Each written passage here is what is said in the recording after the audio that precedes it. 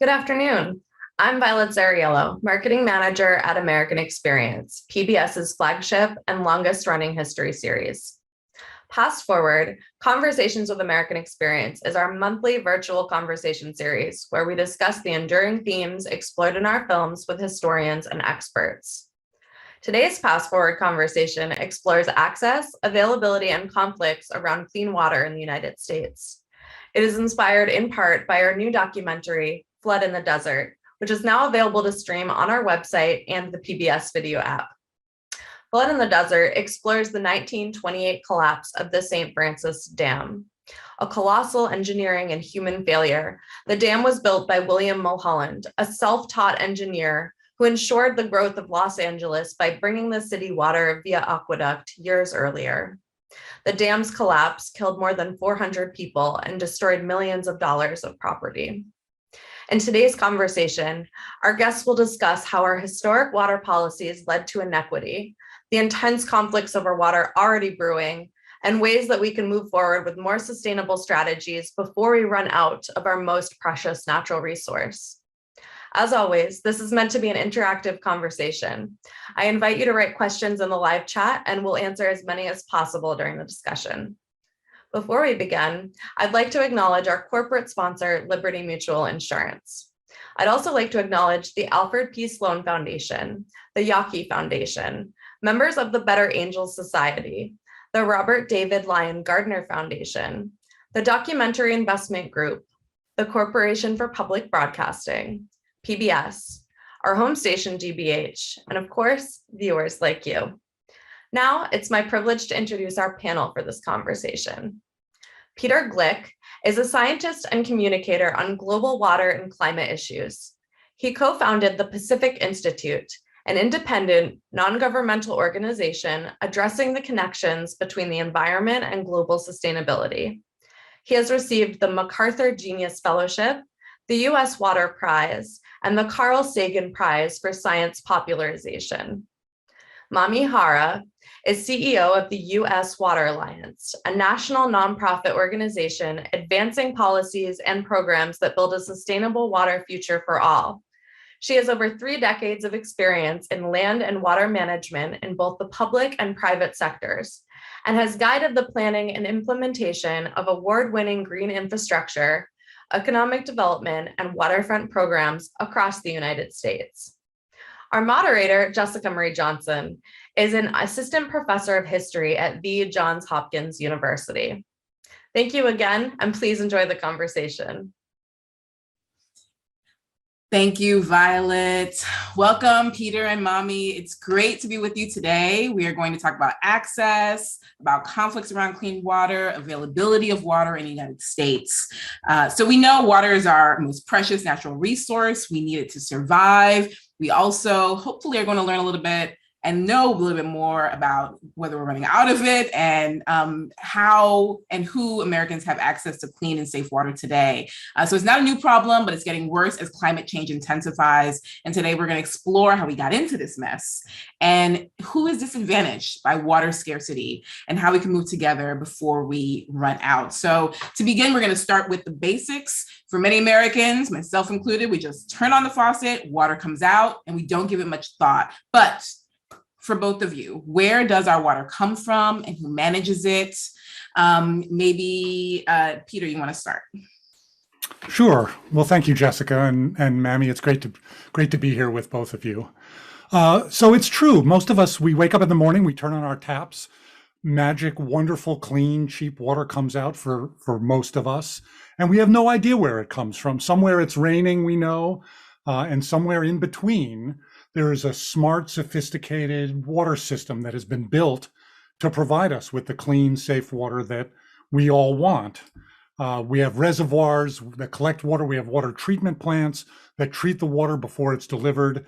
We have piping systems, many of which were built over the last century to bring water to us. And we have wastewater treatment plants that collect our waste and treat that water, and typically we throw it away. I'm sure we'll come back to talk about that. But that water system is incredibly important to us, and it's one we need to keep protecting. Maybe you could jump in and add a little bit more. Where does our water come from and who manages it? Sure. Thank you for this great question, Jessica, because it's so important that people know where their water comes from and so that they think about the incredible people who deliver their water to them every day. Most often, source waters are either groundwater, water under the ground, or surface water, as embodied in rivers, lakes, reservoirs. And there's also increasing use of reused or reclaimed water. And as Peter said, these source waters are mostly treated and then brought to your tap by drinking water utilities.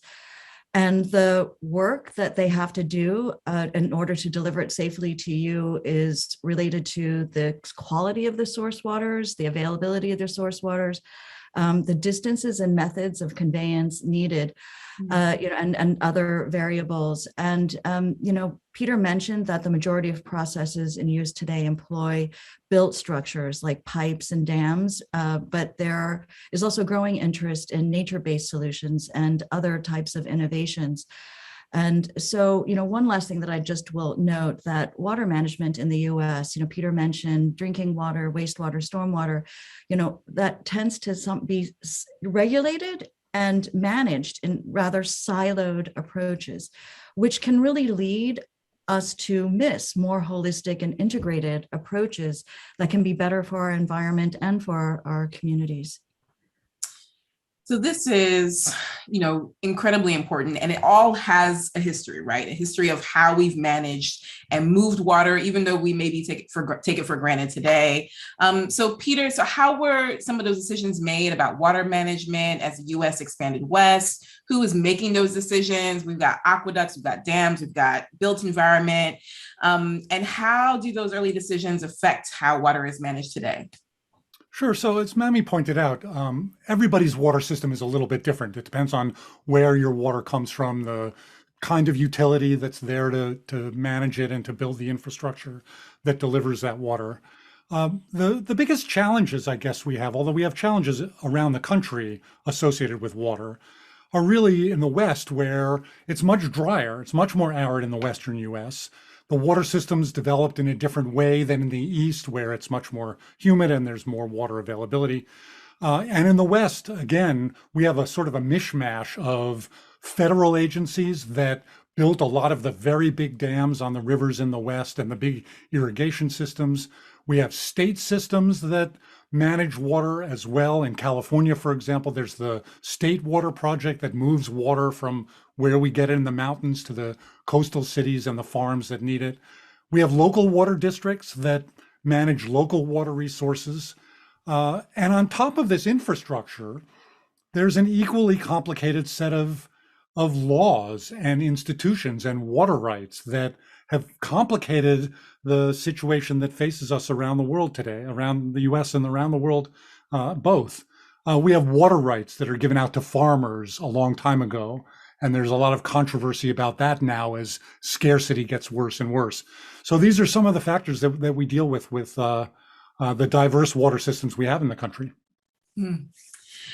So we get to zero in a little bit on a specific case. So in the film Flood in the Desert, we learned that the massive aqueduct completed by William Mulholland in 1913 to bring water to Los Angeles helps the city grow exponentially, but it creates an illusion of abundance, right? And it raises questions about water ownership and so much more. So let's take a look at a clip from the film now. The aqueduct was a game changer. It made Los Angeles the fastest growing city in the United States. The aqueduct teaches Los Angeles that it can do bold and amazing things. Suburbs are springing up all over and migrants are pouring into Los Angeles. It was a moment of great excitement. That's not to say this works for everybody by any stretch of the imagination. There's racial segregation in law and in practice. There's violence meted out to non-whites. So it's not an alchemy of fulfillment and happiness that spreads to everybody, but the mythic qualities of it are palpable. The dream was, come here, perhaps start anew.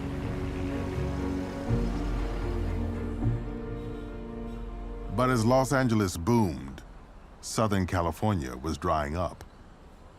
By the time the population blew past the 1 million mark in the early 1920s, the aqueduct flow had been cut almost in half by years of drought. Just think about it. They were looking out 50 years, and they were out of water in 10. Surprise, surprise. That's what California is full of. It's full of surprises. What Mulholland created was an illusion of abundance.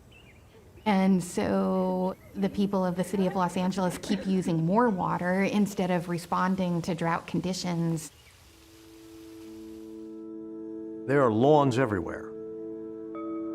Spectacular flower gardens. The amount of water poured onto those lawns is pretty astounding. In order to quench LA's thirst, the Bureau of Water went on another buying spree in the Owens Valley, laying claim to most of the remaining water and further undermining the region's economy. There's a tremendous amount of anger growing in the Owens Valley. There's a sense that the community is really being destroyed.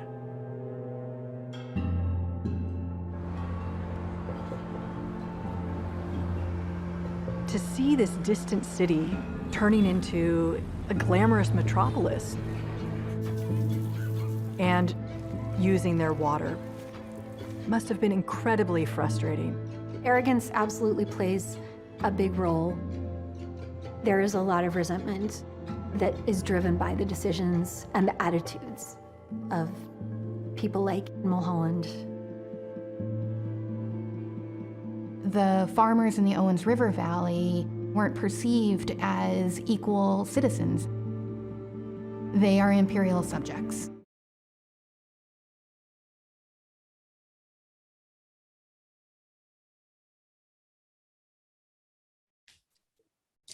So while Los Angeles boomed, the farmers in the Owens River Valley felt their community was being destroyed.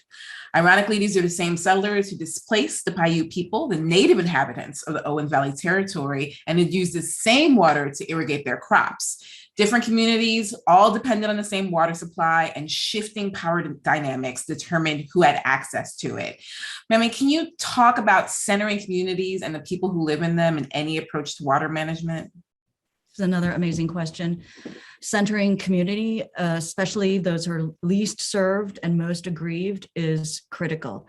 It's the only way we can begin to address the water stress disparities that fall primarily on people of color, especially tribal nations and low-income people.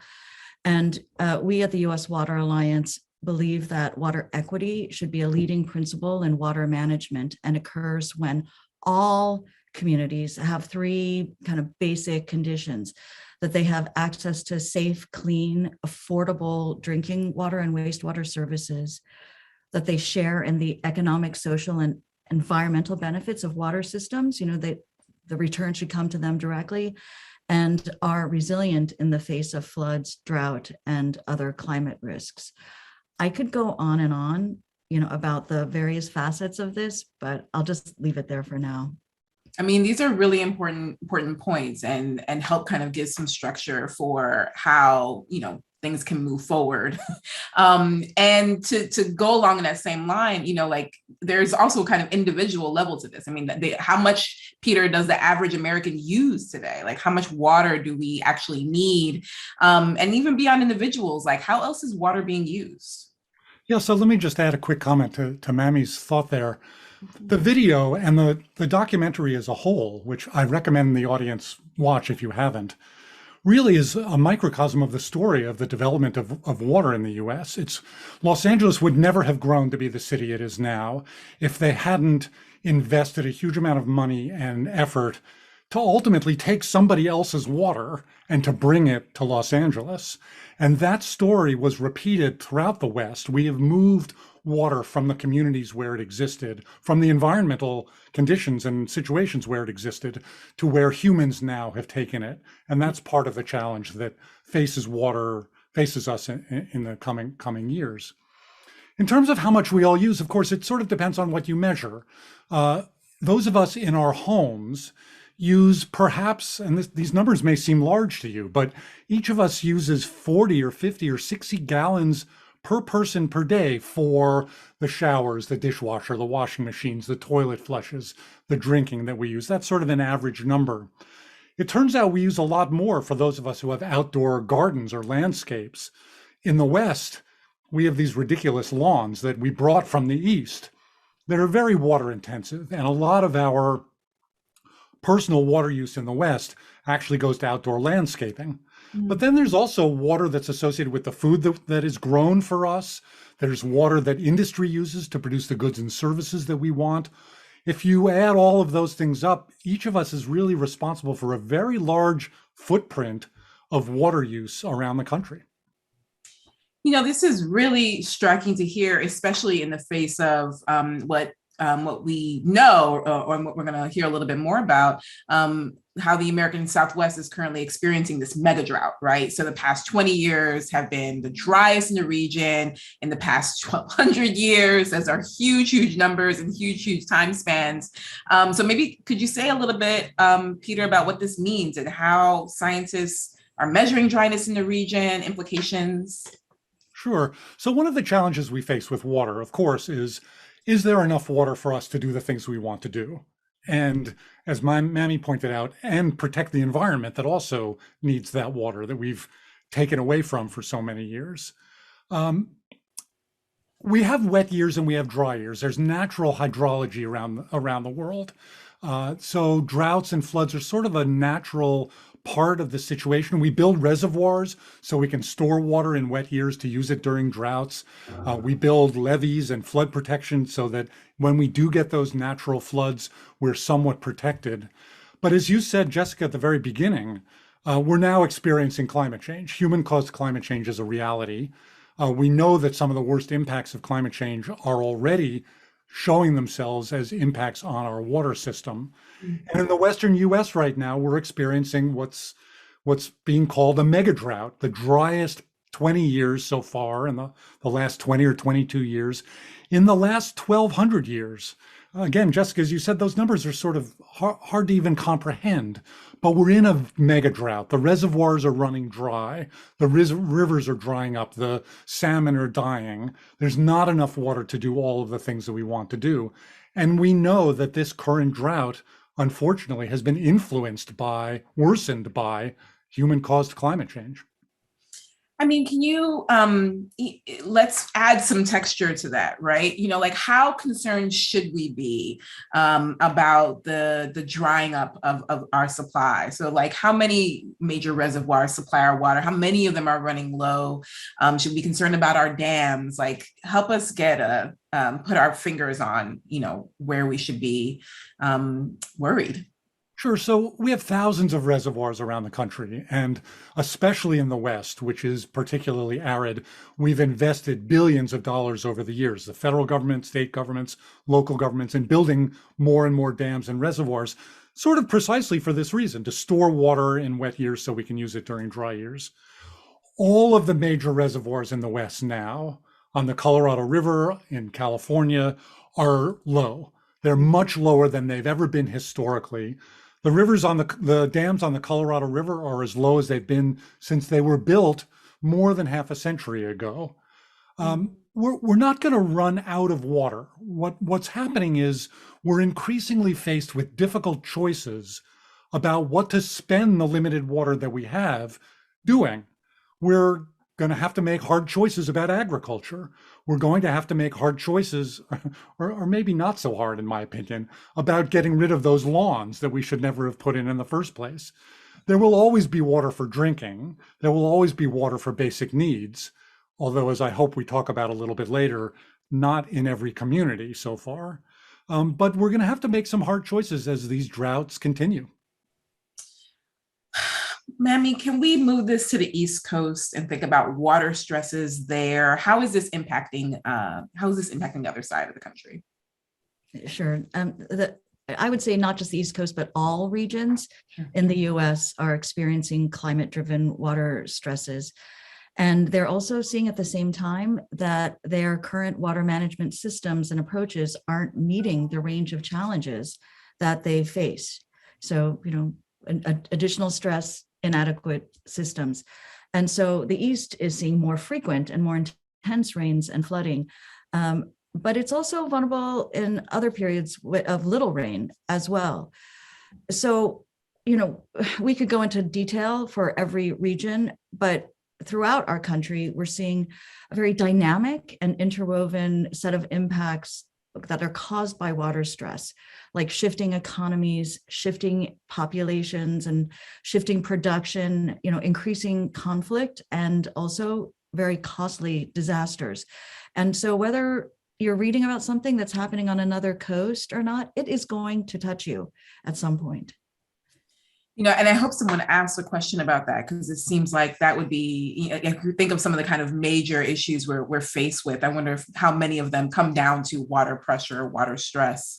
Let's talk a little bit about water pollution. There's not having enough water, and then there's the water that we have. Mami, should Americans expect to have clean water?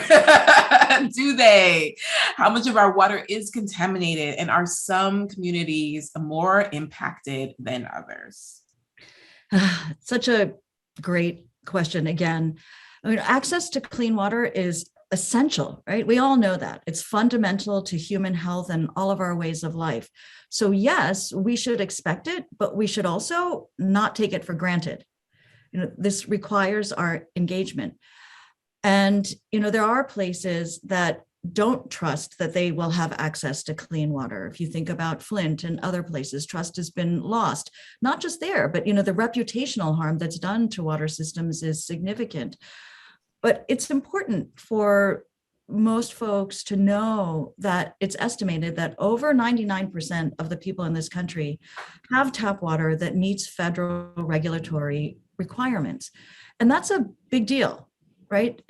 Tap water is regulated. It's, I encourage people to drink it unless you know through your drinking water quality report that you should get annually that it's not a healthy, source of water. But there are also not just people who are worried about contamination, but there are people who don't even have access to reliable drinking water and wastewater services. Our research has shown that over 2 million Americans don't have access to reliable drinking water and wastewater services. And that means that every day is consumed by trying to just manage the basics. And, also, other research has demonstrated that those most at risk of unreliable or contaminated water are people who live in rural, low-income areas. And that's because many small rural systems are insufficiently resourced to responsibly provide services. So, the two take-home points I'd like to make around that is that it's important to both protect our source waters and to ensure resilient and reliable water systems for all of us so that we can all expect great drinking water. And so, this requires, our shared advocacy and stewardship. Can I add to that, Jessica? Please, absolutely. So I have to second Mami's comment. We have a remarkable tap water system in the United States, one that much of the rest of the world wishes they had. Our water is regulated by the Environmental Protection Agency under the Safe Drinking Water Act, some of the earliest, most important laws protecting water quality in the US.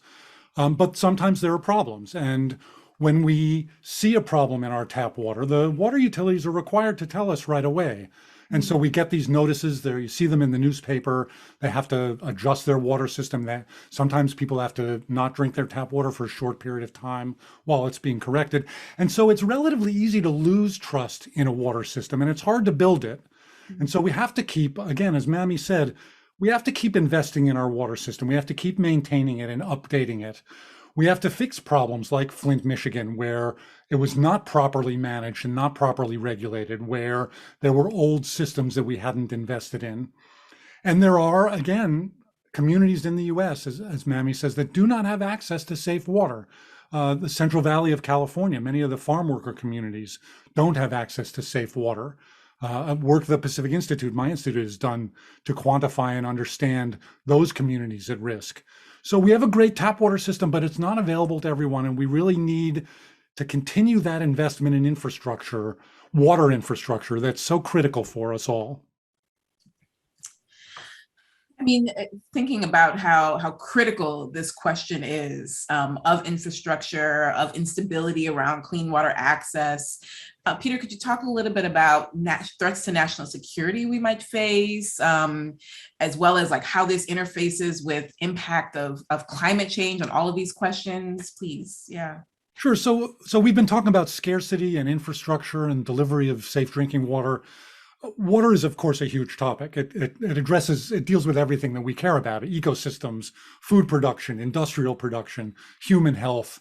Water is really connected with everything, which is one of the reasons why I work on this issue. It's constantly, there's always something new. But one of the things that we do at my institute is we also look at conflicts over water resources, violent conflict over water resources. We maintain something called the Water Conflict Chronology. It's an open source database about violence associated with water worldwide, going back literally thousands of years. And the bad news is there's a long history of violence associated with water. We tend not to see that in the United States, although there are a few examples throughout history in the United States, because we have good institutions, we have good laws, we have relatively good management of water resources. For example, we share water with Mexico and the Colorado River, but we have a treaty with Mexico that allocates a certain amount of water to them every year. And I don't imagine that we will ever go to war with Mexico over water resources. But that is a problem in different parts of the world. We've seen in the Ukraine, just in the last few weeks, attacks on civilian water infrastructure. We've seen water used as a weapon or as a tool of war. And so that is a challenge, and it's something that we need to think about. We need to think about our institutions to make sure it's not a problem here. And we need to think about the laws and the treaties and providing safe water so that everybody feels comfortable with access to that critical resource. And I know that you've done some research on this, on conflicts around water. Could you say maybe a few examples of water wars already brewing here in the US? And is that a term, is that a good term to use to describe what's happening? Well, I don't love the term water wars. We fight wars over religious and ideological and economic and political reasons. Water is often a component in that. It's a target of war. It's a weapon sometimes used during war. There are lots of examples, many of them from the Middle East, for example, where dams have been used as weapons or to either release water to flood downstream communities or to withhold water to prevent access for some people. We've seen conflicts between farmers and pastoralists in Northern Africa over diminishing water resources and over conflicts between access to water. Here in the United States in the 1800s, we had fence and land wars where in the Western US, farmers started to fence off water resources to keep cattle barons out of their water resources, and people died over those battles.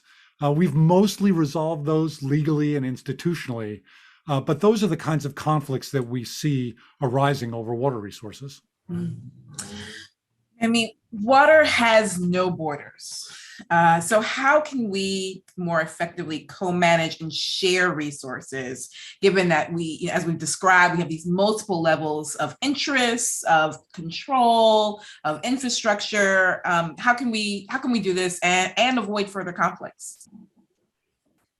It's such an important follow-up to the topic that Peter just discussed, to talk about what are the best possible ways out of this, right? And cooperation, changes in our culture are essential for us to move ahead in a more positive direction.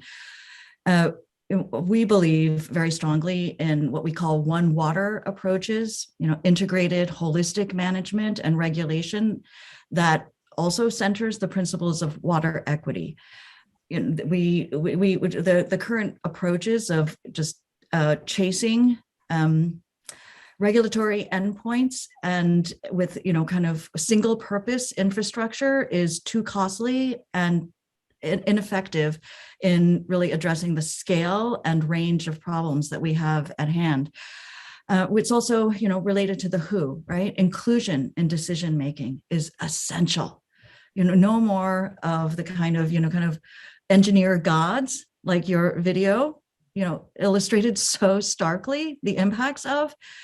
So this means that we have to have communal water literacy, in order to foster shared stewardship.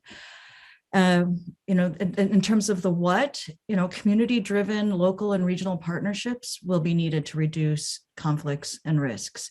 We have to develop our cooperation skills and also learn better how to advance community priorities, how to engage the people that are being served in identifying the problems and then working through them mutually. And also, the last thing that I would just point out is that we all need to advocate for continual investment in retooling and innovating within our water systems. Our Value of Water campaign and the American Society of Civil Engineers have assessed that the US needs to invest a total of $109 billion per year in water infrastructure over the next 20 years in 2019 dollars to close the water infrastructure gap. That's the gap, right? So as wonderful as the recent bipartisan infrastructure law is in terms of providing, additional funding for water, really landmark opportunity, it is just a down payment on this chasm of investment that's needed. So Jessica, your question about borders is a really good one. And our borders, we have these funny state borders. Watersheds don't follow those kinds of borders. Rivers cross borders. Part of the conflict issue internationally is rivers that cross borders, and countries that, 11 countries share the Nile. Egypt is extraordinarily sensitive to what happens upstream of them. And the Colorado River is shared by 7 states and Mexico. And our institutions tend to be state institutions, or the federal government. They tend not to be set up to manage water, as Mami says, in a community sense.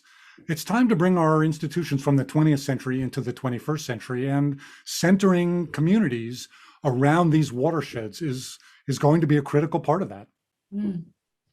I mean, let's continue to talk a little bit more here, because this sort of helps us get at maybe what some next steps of saving our water and our resources might be. Like, how can we go forward with more adaptive, resilient strategies? What needs to be in place? What do we need to be acting on? And really, in some ways, sort of on my mind a little bit, is it possible to reverse the trends that we're seeing before we run out of water? Although I did hear you say earlier that we're not going to run out, but you guys are painting a different picture. So maybe you could lay some of that out. And why don't we start with Mami? We have to reverse the trends, regardless of the analysis. I would just have to put our minds and, backs into it. And in terms of the trends that we see, we need to work both against and within climate-driven trends, right? That is something that needs to be tackled primarily. We also need to, and that's through climate action, probably, just not just mitigation, not just adaptation, to try to find ways to do both. And also we need to reverse and disrupt consumption trends, right?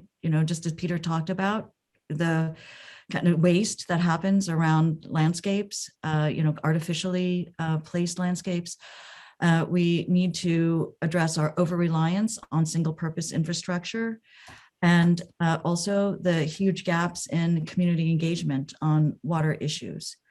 So, just to reiterate what I had said before, in order to do that, communities need to advocate for water investment in general, for more sustainable water investment specifically, and moving it to become the dominant paradigm for water management in order to truly reverse the course of what we're doing right now. It's important, as we advocate for investment and invest, we also need to ensure affordability for low-income communities. So, trying to fix our problems, but making the water out of reach for people is not, a sustainable approach either. Peter? Yeah, so I'm an optimist, maybe foolishly so, but I know that there are solutions to our water challenges. So let me offer some positive thoughts here in 5 ways. First of all, we have to meet basic human needs and ecosystem needs for water. The people who don't have access to safe water and sanitation in the US and worldwide, we need to provide it. And we can. There's no magic technology that's required. There's more commitment that's required. That's one. We have to rethink supply. The idea that we can continue to take more supply from our groundwater, build more dams, drain our rivers more, that's the 20th century idea. But in the 21st century, there are new supply options that don't require stealing more water from communities and ecosystems. We can reuse treated wastewater, which Mami mentioned earlier. We collect wastewater, we treat it often to a very high standard. Right now, we throw most of it away. We can reuse that water and are already starting to do that. In California, we reuse about 20% of our wastewater now, and we could greatly expand that, and it's a reliable source of supply for all kinds of uses. There's ultimately desalination. It's very expensive, but salt water is out there and we can desalinate water. We can capture more storm water. Those are non-traditional supply options, and we ought to be exploring those more. The third is demand. I said this earlier, we could do the things we want with much less water than we're spending to do them. We can grow more food with less water. We can wash our clothes and dishes with less water. We can flush our toilets with efficient, modern toilets. Those things will let us do what we want with much less pressure on the natural systems. And we're moving in that direction very positively, but there's more that we can do. We have to guarantee water for ecosystems. In the 20th century, we didn't know or we didn't care about the consequences of our water use for natural environments, but we can no longer afford to do that. We know that they need water as well. And finally, we have to reform our institutions and our economics, as we've talked about a little bit already. We need 21st century institutions that manage water for communities. We need 21st century economics that stop subsidizing bad things and investing in the smart things that we know work. Put those things together, and that's a bit of a roadmap for a more sustainable water future. I mean, for all of these points and all the points you're making, education seems really, really key. Educating the public about water inequities and climate change. So where for either of you, for both of you, is the line between science and advocacy, and whose voices are best positioned to educate and activate the general public? And why don't we start with you, Peter? Well, so every voice is needed. I'm a scientist by training, but I'm an advocate for things that I think are important, that I think work. The good news is people really care about water. Water is really important to people. And the more people know about their own water systems and where it comes from and how to protect it, the things that they can do, the things that they can advocate for, the more we're going to get to the positive solutions that are available to us. People should run for a water board.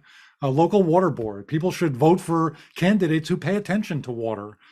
People should encourage investment in their water systems. Education is really important. Communication is important. The kind of conversation we're having now is really important. And it's a step toward moving toward a more engaged, educated public. Mami, please. I agree wholly that everyone has a role to play in communicating and advocating around water. But I would also say that the folks who experience water stresses the most, those who are burdened by its cost and the impacts of lack of water, or they have a special role as message bearers and ideators. And their inclusion is really important. It's really much more impactful for community members to teach other community members to create a culture around water and to help one another learn about water in all facets of life, and especially to touch children in the schools, because then the whole family learns and it becomes part of kind of a long-term cultural ethos, protecting and valuing water. And I think that water literacy and water ethics should be fundamental in education. That water ethics is something that we don't talk about a lot, but we have to get past the approaches of gamesmanship that are so manifest in the documentary that you've just created. and really move beyond that into a more ethical and principled approach, inclusive approach to water management. And, it definitely takes people who are better communicators than the likes of me, water experts, water managers. We need cultural strategists, artists, writers, other cultural bearers, people like you. I mean, so great that you are, as journalists, taking this on. It's, brave. It's a brave in its own way, right? Because people don't realize, how compelling this topic is. And, we need those culture bearers like you and others to place water issues in everyone's mouths. And, we have this little prize that we give out every year. To us, it's important, around water communications, because we need journalists like you and all communicators to build cultural awareness and activism around water investment and use. And, however we can create praise and lift up those people and create, kind of a common appreciation, for people who are sharing about water, it's really important. Well, we are building, hopefully, some of that community here today. We have all kinds of questions that people want to ask the both of you. So why don't we just jump right in and get started? For our first question is from Alex on YouTube. What efforts are being made to regulate water usage in California and Los Angeles in particular? It's a very place-based question. Well, so for the drought, this is, for those of us in the West, this is the third year in a row of severe drought in California. We're beginning to see, we've always had sort of voluntary requests to use water more carefully. We're starting to move into the mandatory phase where water agencies see how bad the water situation is. So in Southern California, they're limiting the number of days that you can water your lawns. I would like to see them actually get rid of those lawns. There is a conversation about getting rid of what we call, what's the best term for it? Unproductive grass or something like that. It's those landscapes there when the only time anybody's ever on them is when they're mowing them or fertilizing them or putting pesticides on them. Those median landscapes in the highways or in those communities where you have landscapes from the East Coast, those lawns that use a tremendous amount of water. I'd love to see those disappear. And I think we're going to see more and more of that. For agriculture, which uses 80% of the water in California, they have sort of a different institutional situation. They're seeing severe cutbacks, shortages of deliveries because we don't have the water in the reservoirs. That's leading to more overdraft of groundwater. Farmers are overdrafting groundwater, and that's going to have to be dealt with in a legal and an institutional way so that we don't drain all those groundwater aquifers, which unfortunately are also drying up wells for some of these disadvantaged communities in the Central Valley. But those are some of the consequences and some of the regulatory situations that I think we're going to see more and more of. That's hurting a lot of feelings about those big lawns. Mami, did you want to add anything to that question? I know that was a very comprehensive answer. We have another question that I think actually Mami might have a great response to in particular. That's about what are some successful processes for building community cooperation among competing interests? Interesting. That's from Kat on YouTube. Sure. There are lots of great models, historical models, around, building cooperation along river basins and, just terrific examples where allocation is actually sensibly, handled and cooperative. But, it can happen at lots of scales, regional and local. And, locally, we have a model that we are working with about 30 cities right now and moving up to, probably 75 over the next couple of years, which is called what we call the Water Equity Network. And we help to build cooperation around, kind of thorny water equity issues in different areas where there are strong differences of opinion. We work with them to identify their priorities and develop a collaborative approach to find common ground solutions that endure. And one of the fundamental lessons in this is that you really can't just kind of identify for people what they should care about. There has to be a process that really allows for community to articulate what its priorities are in all of this work. There are also some interesting examples where farmers are working with environmental communities to, for example, flood fields in the winter for migratory birds in Northern California. A lot of the wetlands, the natural wetlands, have long been destroyed in Northern California, but now we're seeing farmers and environmentalists work to restore water for birds, for fisheries, for natural ecosystems. Those kinds of collaborations also have enormous potential. Yes. And that's good to hear, because you have done so much work on conflict, and you're still an optimist, which says that there are alliances and that there's collaboration and cooperation that's possible. We have a question that is about desalination plants. Maybe you could both talk a little bit about desalination plants. And Peter, you mentioned it when you were talking about possibilities of resources as we think about water supply. Just a general question about them? Yeah, just say maybe a little bit more. Sure. What are they, and Sure. our options? So 97% of the water on the planet is salt water. It's the water in the oceans. And for a long time, we've known how to take salt out of that water. It's extremely expensive. It's energy intensive. It's capital intensive because it's a lot of machinery. But we know how to do it. And in parts of the world where really there are very few natural surface water, very little rainfall, very few rivers, like in the Persian Gulf area, the Middle East, desalination is a very important tool already for providing water supply. We see much less of it in the United States because we still have other options that are cheaper and more environmentally beneficial. But we have, for example, one big desalination plant here in California, a number of small ones, but one big one down in Carlsbad near San Diego. It's very expensive. It takes a lot of energy to strip that salt out of water. And of course, as long as that energy is being provided with fossil fuels, it contributes to our climate problem. But it is an option in the long run for high-valued industrial and urban water uses. And once we're more efficient, once we've restored ecosystems, once we've used our wastewater that we can treat to a very high standard, then I think desalination is going to be an option we'll turn to more frequently. Mm-hmm. If I could just add one thing, though, perhaps the person who asked this question wants us to also say that there is no silver bullet.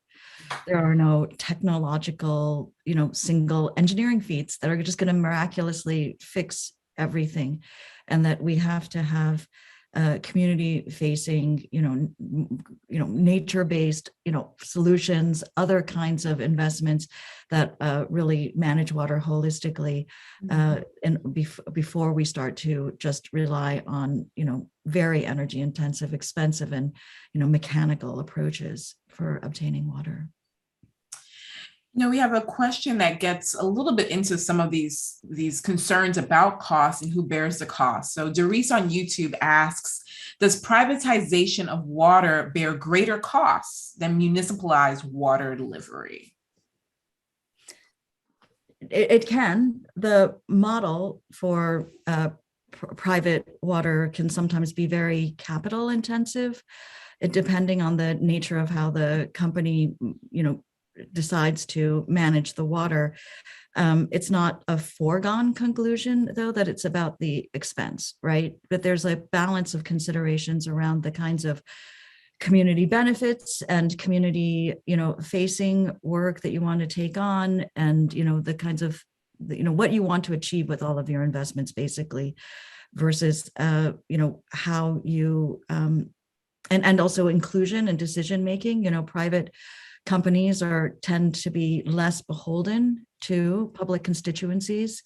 And so, it's very difficult to exact, public will from, the private companies. So there are limitations, but, some of the private companies that are in place, they are the best, safest option in some situations, but public water is a great forum for community to community desire and safety become manifest. Yeah, in the United States, 85% of our water systems are public water agencies, and about 15% of them are private. Public or private, water is a monopoly. There's only one set of pipes that brings water to my home. It's a monopoly. So public or private, whether it's a public or private utility, they're regulated. And there are restrictions on the rates they can charge.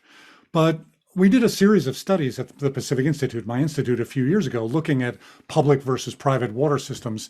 And our conclusion was that there's no advantage to private water systems that a well-run public water agency can't also provide. The difference is the public or private system well-run? If they're well-run, it doesn't matter as much. We do worry about the cost of private water systems where profits go out of the community and they're not reinvested in the community. That's one of the challenges with some of the private companies. But I'm a big fan of a well-run public water agency.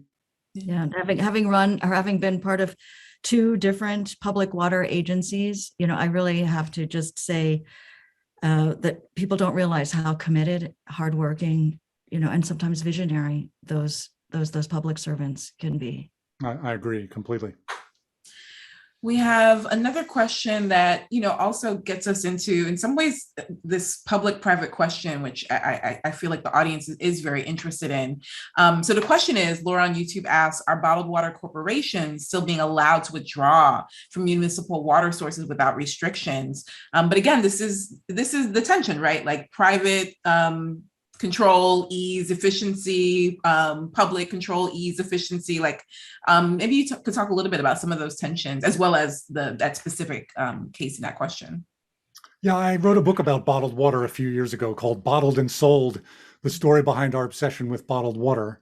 There are really two types of bottled water in the US. There's the spring water that comes from natural springs, in theory. And then there's regular bottled water, which actually, people don't know this, comes from our municipal water systems.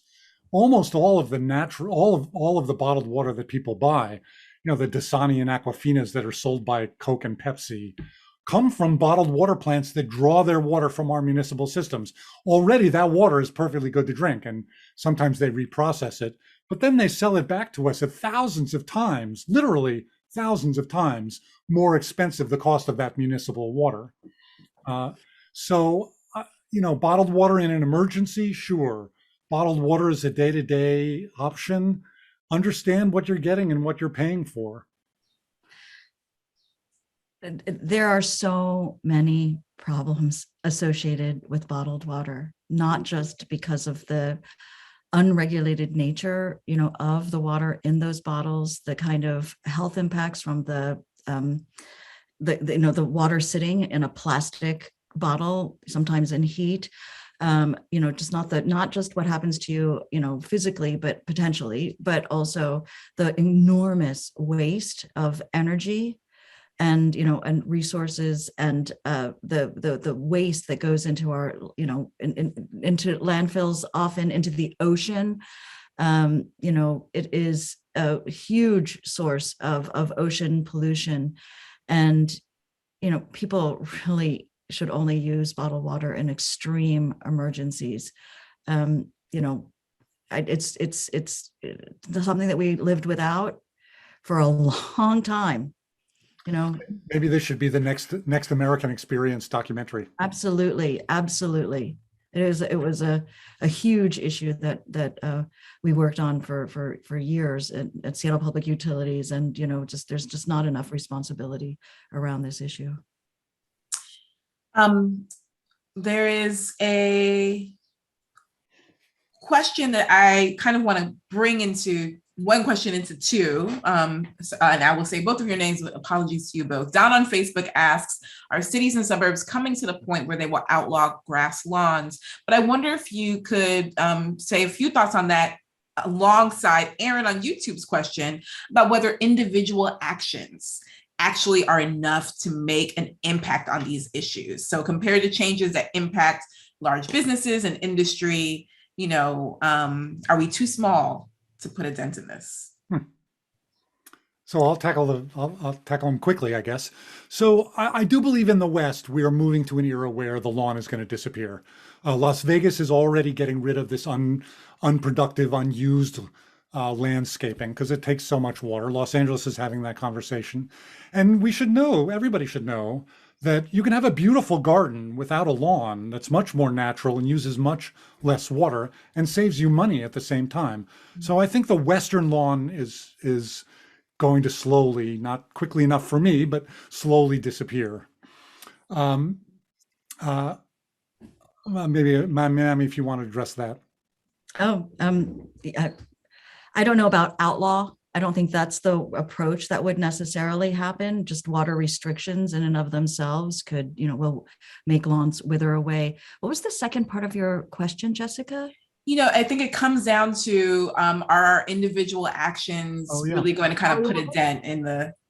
That's such a great question, because too often in environmental work, corporations do kind of try to, create this miasma of messaging so that people think that it's about that it's their individual actions, and that helps corporations avoid producer responsibility and responsibility for their actions. And we've seen this with litter, right? All kinds of issues, climate, your carbon footprint. It's like, this is all about you, the individual. And that is, often couldn't be further from the truth. Yeah, we do collectively have a force for as a market. And in terms of water, individual customers do represent a healthy segment of water usage in many municipalities. And so collectively, they can have an impact. In some areas, though, businesses, other actors in the system can have an outsized impact. And so I would say, take that individual action with a grain of salt, and definitely advocate for producer responsibility for the contaminants that they put into the water, and also, the allocations that they receive in areas that have restrictions. Yep. So absolutely, there are things that we as individuals can and should do that can save water, save energy, save money for ourselves, and improve the situation. But Mami's absolutely right. This is a big problem. It's not just individual actions. This is true again on the climate issue. There are things that we need to do as individuals, but we need to hold our corporations and our governments to account to take the actions that they're responsible for, that they can act on to address some of the larger scale issues. There's enough here for everybody to get engaged. We are almost at time, but before we go, I hope you will both say a little bit about any projects that you're working on now that we should keep an eye out for, and any resources that you might recommend to our audience. Somebody actually did ask a question about books they could read, but yes. Peter, do you want to start? Yeah, sure. So I've mentioned the Pacific Institute. We're an organization in Oakland, a nonprofit research center. The website, all of our publications are free, pacinst.org, PACINST.org. We address water issues around the world, Western drought. We work with the UN on corporate sustainability around water and corporate stewardship, which is an important piece of this. We maintain the water conflict chronology. Just Google water conflict chronology if you're interested in the international security issues associated with that. There are a lot of great resources out there for people. Yeah, we also have resources on our website at uswateralliance.org. And recently we've released a paper developed by a strong cohort of 30 different types of organizations in the water sector called Water's Net Zero Plus, which is a call to action for climate mitigation. And it details a vision for the water sector decarbonizing by 2050. And we're moving into working with a group of utilities and communities across the US to model what that means in practice. And we have tons of different initiatives, but I'm just going to go back to one issue about communicators.